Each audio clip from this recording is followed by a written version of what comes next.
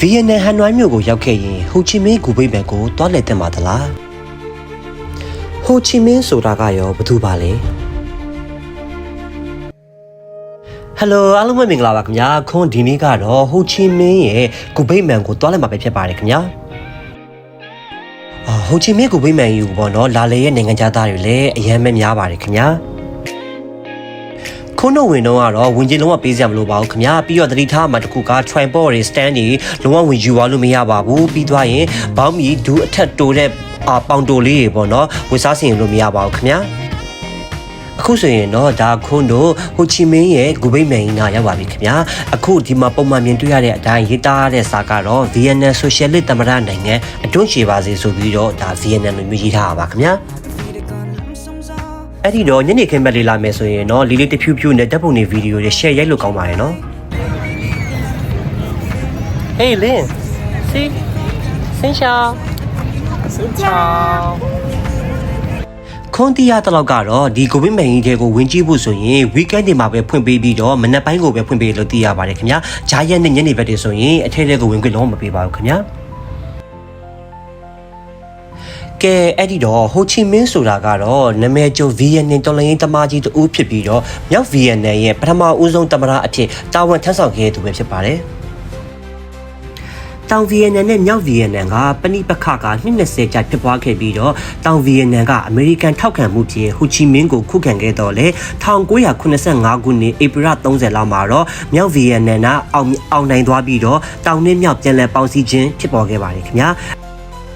ယခုမြင်တွေ့နေရတဲ့သမ္မတဟိုချီမင်းရဲ့ဂူဘိတ်မန်သည်ဗီယက်နမ်နိုင်ငံမှာလုံဆောင်မအရေးပါပြီးအထင်ကြီးနေရာတစ်ခုပဲဖြစ်ပါတယ်ခင်ဗျာခေတ်သစ်ဗီယက်နမ်နိုင်ငံကိုတည်ထောင်ခဲ့သူနဲ့၎င်းတို့ရဲ့ပထမဦးဆုံးသမ္မတဟိုချီမင်းအောက်မေ့ဝယ်အထိန်အမှတ်အဖြစ်အထဲထဲမှာမြုပ်နှံထားပြီးတော့ဂူဘိတ်မန်အနေနဲ့ကတော့သူနေထိုင်ခဲ့တဲ့နေရာနားမှာပဲဒီဂူဘိတ်မန်ကြီးကိုဆောက်လုပ်ခဲ့ရတယ်လို့သိရှိရပါတယ်ခင်ဗျာဟိုချီမင်းဂူဘိတ်မန်ကြီးကိုတော့နှစ်နိုင်ငံမပေါင်းစည်းမီ3နှစ်အလိုလောက်ကဆောက်လုပ်ထားတာဖြစ်ပြီးတော့မော်စကိုမြို့မှာရှိတဲ့ဂူဘိတ်မန်တစ်ခုနဲ့စင်တူစီရန်ဆိုဗီယက်ပုံစံဖြစ်ဒီဇိုင်းထုတ်လုပ်ထားပြီးတော့ဆောက်လုပ်ထားရပဲဖြစ်ပါတယ်ခင်ဗျာနိုင်ငံခေါင်းဆောင်ကြီးဟိုချီမင်းက1969ခုနှစ်မှာကွယ်လွန်သွားတယ်လို့သိရပြီးတော့သူကွယ်လွန်ပြီးနောက်ပိုင်းမှာသူ့ရဲ့ရုပ်အလောင်းကိုနောင်လာနောင်သားများကြည့်ရှုလို့ရအောင်ဆိုပြီးဂူဘိတ်မန်တင်မှာထားရှိခဲ့ရပဲဖြစ်ပါတယ်ခင်ဗျာပြီးတော့ဟိုချီမင်းဂူဘိတ်မန်ကြီးရဲ့တစ်ဖက်တစ်ချမ်းမှာတော့နောက်ထပ်လှပတဲ့အဆောက်အဦကြီးတစ်ခုလည်းရှိပါသေးတယ်ခင်ဗျာထို့အဆောက်အဦကတော့အမျိုးသားလွှတ်တော်အစည်းအဝေးများနိုင်ငံတော်အရေးကြီးအခမ်းအနားများကျင်းပရာအဆောက်အဦလို့လည်းသိရှိရပါသေးတယ်ထိုအဆောက်အုံထဲမှာတော့ဗီယက်နမ်လွှတ်တော်တမိုင်းကြားလိုက်ပါရှိပြီးတော့နိုင်ငံ၏ဥပဒေပြုရေးတမိုင်းကြောင်းကိုပြသထားပါတယ်ခင်ဗျာပြီးတော့ဒီအဆောက်အဦက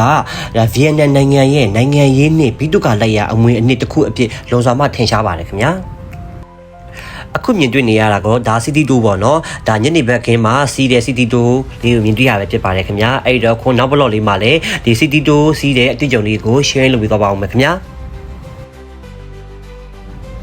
ဗီယက်နမ်နိုင်ငံသားများကိုနိုင်ငံတကာဧည့်သည်များကိုပါဗီယက်နမ်ရဲ့နိုင်ငံသမိုင်းနဲ့ဟိုချီမင်းခေါင်းဆောင်ကြီးအကြောင်းကိုသိစေရန်အတွက်ဆက်လုပ်ထားတဲ့နေရာတစ်ခုဖြစ်ပြီးတော့ဂူဘိတ်မန်ကိုတွားရောက်လည်ပတ်ခြင်းကလည်းဟန်နွိုင်းကိုရောက်တဲ့အခါကျရင်မဖြစ်မနေတွားလည်ကြည့်တဲ့နေရာတစ်ခုအဖြစ်အရေးပါလာပဲဖြစ်ပါတယ်ခင်ဗျာအဲ့ဒီတော့ခွန်းကတော့ဒီဟန်နွိုင်းကိုရောက်ခဲ့မယ်ဆိုရင်ဒီဂူဘိတ်မန်ကြီးကိုလာရောက်လည်ပတ်ဖို့အတွက်ကြံပေးပါတယ်ခင်ဗျာ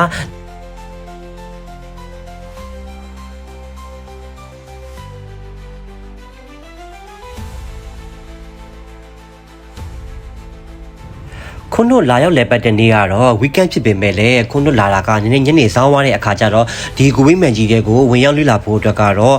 အချိန်မမီခဲ့ဘူးပေါ့နော်အဲ့ဒါကြောင့်မလို့တကယ်လို့လာလေဖြစ်ခဲ့မယ်ဆိုရင်ဒီ weekend လည်းဖြစ်ပြီးတော့နည်းနည်းညနေမစောင်းခင်လေးလာလိမ့်မယ်ဆိုရင်တော့ဂူဘိတ်မန်ကြီးတွေမှာရှိတဲ့ဟိုချီမင်းရဲ့ရုပ်အလောင်းကိုပါမြင်တွေ့ရမှာပဲဖြစ်ပါတယ်ခင်ဗျာ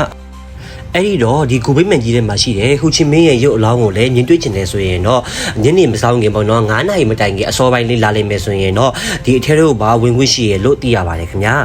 အခုတော့ခွန်တီးရတလောက်လေးလာရတလောက်လေးကိုအားလုံးသိရအောင်ပြန်ပြီးရှင်းလုပ်ပေးလိုက်ပါတယ်ခင်ဗျာနောက်ဘလော့တွေမှာလည်းပြန်ပြီးတွေ့ကြအောင်မယ်နော်ဘိုင်ဘိုင်